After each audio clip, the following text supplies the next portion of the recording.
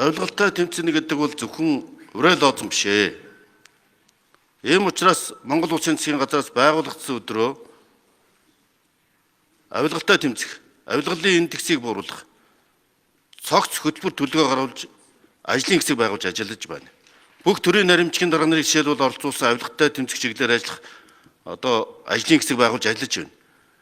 Жишээлбэл нэгдүгээр хараа тусаар энэ дээр дордургүй авилгад идэгчээд байна. Ард түмний итгэлийг нурааж байгаа энэ бүх асуудлуудыг шалгаж нэг тийш нь болгох хэрэгтэй.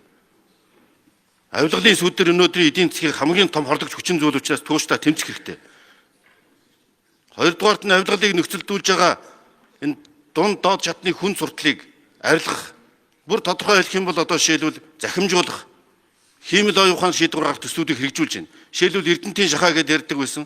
Эрдэнэт үйлдвэр дээр худалдаа авах ажиллагааг хиймэл оюун ухаанаар худалдаа авах ажиллагааг зохион байгуулдаг шинэ систем нэвтрүүлж байна. Энийг төрийн эмчийн бүх компаниуд дээр нэвтрүүлж хиймэл оюун ухааны оролцоотой хяналтайгаар худалдаа авах ажиллагааг зохион байгуулдаг болно. Хүн биш хиймэл оюун ухаан. Бүр цаашлах юм бол мөрдийн шалах үйл ажиллагаа, альва үйл ажиллагаанд бид энэ хөндлөнгийн хяналтын тогтолцоог хиймэл оюун ухаанаар хийхийг зорж байна. Энэ технологийн төвшлийн өнөөдөр ICT формыг өнөөдөр нээд зохион байгуулж байна. 7 хоногийн Tech Week-ээр та бүхэн оролцоод энэ талаар тодруулж байна. Гэхдээ эцсийн дүндээ энэ бол улсын их хурл өөрөөсөө төр дээрээсээ цэвэр ариун ёс суртахуунаа дээдэлдэг байж, зарчимтай байж иж авилгалтай тэмцэж чадна. Энэ бол бүх нийтийн ус байх ёстой. Энэ бол ганц засгийн газрын ажил биш.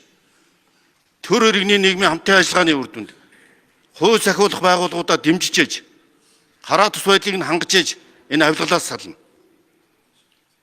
Энэ чиглэлд бол сөрөг хүчин хамгийн том хяналт тавьж ажиллах ёстой парламентын механизм мөн энэ чиглэлээр бас сөрөг